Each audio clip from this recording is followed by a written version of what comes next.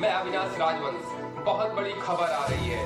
Defence minister Rajnath Singh 2 दिवसीय लेह के दौरे पे हैं।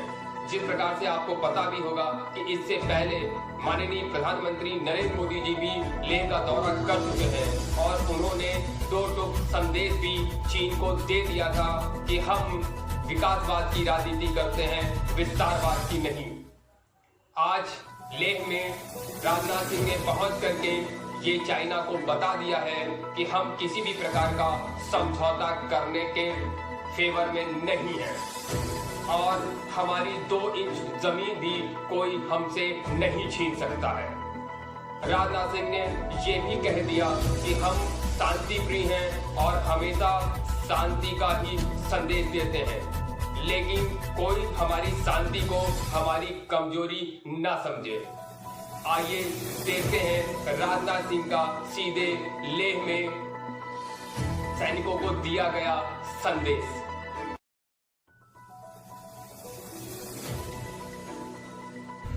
बल्कि भारत के 130 करोड़ भारतवासियों के सम्मान की आपने सुरक्षा की।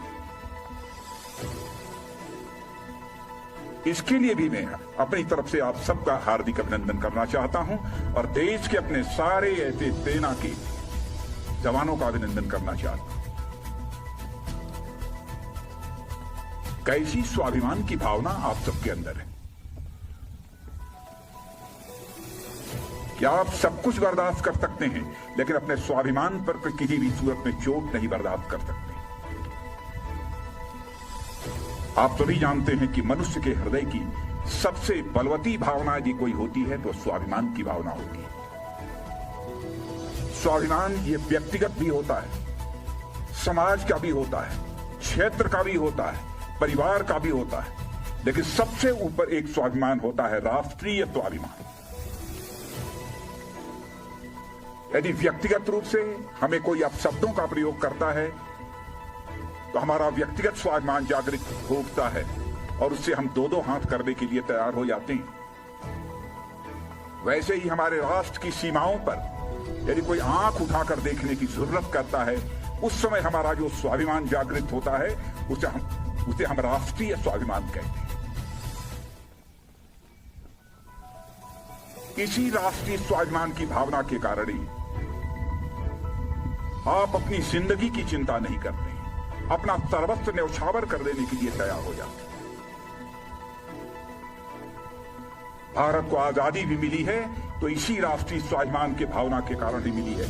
चाहे वह चंद्रशेखर आजाद रहे हों, सरदार भगत सिंह रहे हों, खुदीराम बोस, अशफाकुल्ला खान जैसे लोग रहे। इसी राष्ट्रीय स्वाभिमान की भावना के कारण ही हंसते हंसते फांसी के फंदे को चूम लिया था, तब जाकर यह हमारा भारत आजाद हुआ।